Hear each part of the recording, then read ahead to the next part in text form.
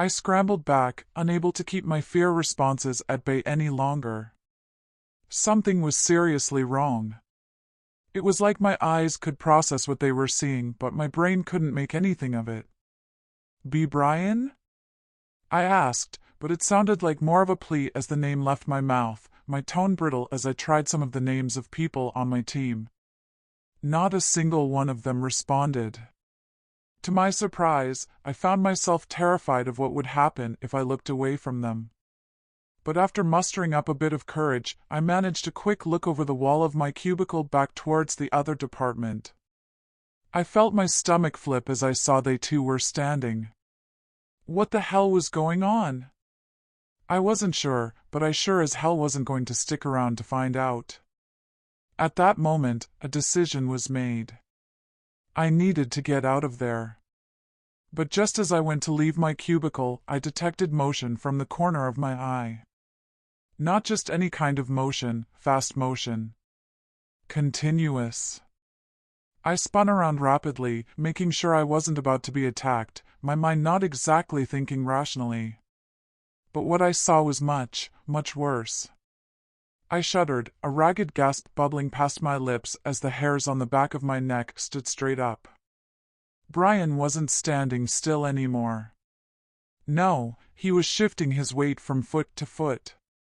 Left to right and back again constantly. His shoulders moved too, smoothly rocking back and forth as he began to sway.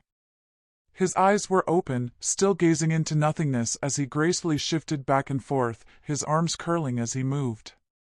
His neck lolled from side to side as his fingers flexed at odd intervals. But it wasn't just him. Raquel and John were doing it too. So was Terrence. Hell, my whole fucking team was doing it. No, that wasn't quite true. The entire floor was. I was surrounded as far as the eye could see by undulating bodies of the people I once called friends. It almost looked like a dance, in a disturbing sort of way. They moved as if there was an invisible partner guiding them, their headphone cables twirling around their awkward movements like ribbons. Whatever it was, it filled me with so much terror I felt like my skin had been washed with ice. I wanted nothing more than to run, flying down the steps and bursting out the front door. But at the same time, something was stopping me. Something about their movements, how hideously graceful they were. But just as quickly as the dancing had started, it stopped. Then one by one they turned to look at me. I tasted bile as I felt my chest heave, dragging in breaths as my body hit its limits on the amount of fear it could process. I staggered back, feeling my back hit the wall as the gazes of my coworkers drilled into me. For a moment, I thought I had reached the end of my life. I thought they were going to kill me. But they didn't. It started with Brian. He turned his whole body to face me. Then he raised his hands, his right one getting caught in the headphone cable as he lifted them to his mouth. His cold blue eyes met my terrified browns as he dove right in, reaching deep into his mouth.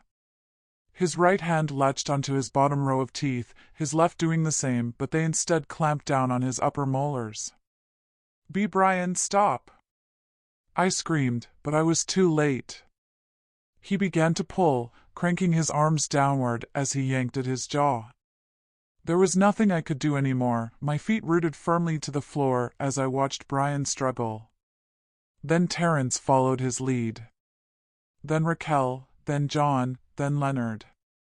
Before long, everyone as far as the eye could see were people shoving their hands down their gullets, yanking their jaws fervently. Then one by one, they ripped them off. I'll never forget the sounds they made. It was just like the sound Velcro made when it was ripped off. Funnily enough, my brain went to the sound of me taking off my old light-up shoes when I was a kid. But nothing was remotely funny about this. Brian's was the first to go, letting out a triumphant gurgle as the lower half of his face came loose. He clutched his prize tightly in his right hand. Then the others went, and the sight I took in was one I'll never be able to erase from my memory, no matter how hard I'll try. My coworkers looked at me, their jaws clutched tightly in their hands. Then one after another they fell, the meaty thwacking sound of bodies hitting the floor ringing out through the room. Then came the screams. The first one, surprisingly, came from me. I screamed for as long as I could. I screamed until my voice was hoarse. But it wasn't just me. The wails echoed throughout the hall. Turns out it had happened to a department across from the elevators, too. The police found me there, not having moved from the spot, my gaze filled with the mangled corpses of my coworkers.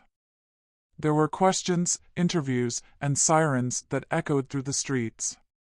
I took some comfort in it, though. I couldn't go back to silence. After a few days and plenty of questions, they let me go. The news picked up the story at one point. Over half of the department, 46 representatives, were dead. No matter how many times I racked my brain and tried to understand what happened there that day on the 4th floor, I can't make sense of it. Nobody can. Eventually, the story died down. Heck, I'd be surprised if any of you had heard about it. But there's one thing I want to tell you, something I didn't tell the cops. After the others, after what happened, I went to grab my phone from my desk, and as I got close, I heard something. Something coming from Brian's headphones. It sounded like singing.